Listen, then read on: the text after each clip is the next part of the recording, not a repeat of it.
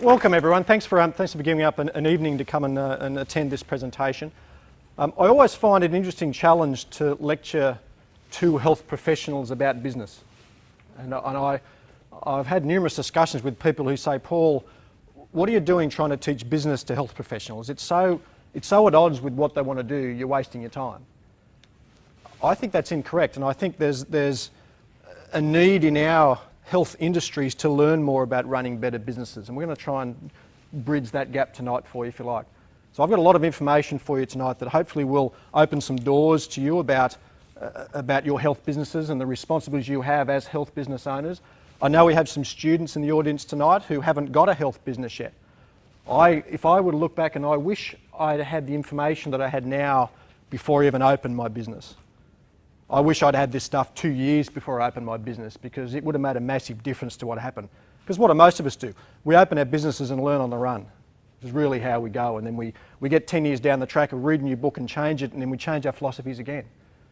I wish I'd have learnt this stuff again at a very early stage of my career. So those students are in a fortunate position to be here tonight. If you're a bit more experienced down the track in your health business, as I'm finding, your business is always plastic.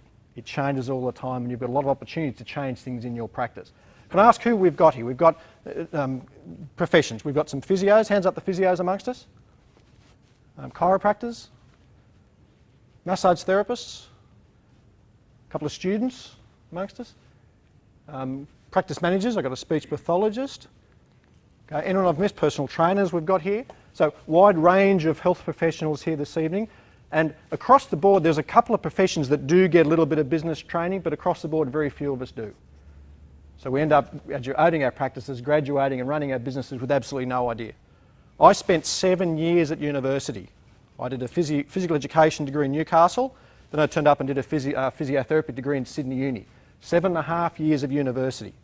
How many tutorials did I do on business management running a business? Any ideas? Squirrel. Not one. How many lectures on business management? Not one. Now, some of you might be luckier than me. You might have graduated and done some stuff, but it took me a long time to get my head around the fact that I needed to get better at business. And that's what I'm trying to do with this $1 Million Health Professional Program. I'm trying to bridge the gap between business owners or health professionals and running great businesses. That's what I want to do tonight. So I've got a lot of stuff for you. I'm going to go through the power of words. So I've got some business success principles that I think will help set you up in your future businesses or current businesses that'll make a difference to what you do. I'm going to talk about your current issues with money. And we all have issues with money. Health professionals probably more than most, because there's some ethical things that we need to come to grips with, and I'll talk about those. I'm going to talk about a philosophy that I know in the marketing for this course. I talked about something that I read and hit me like a ton of bricks.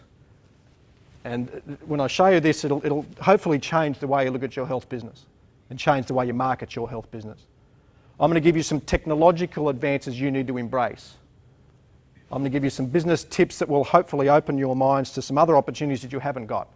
But most of all, hopefully, you can have some fun, because that's really what I'm about as we go through.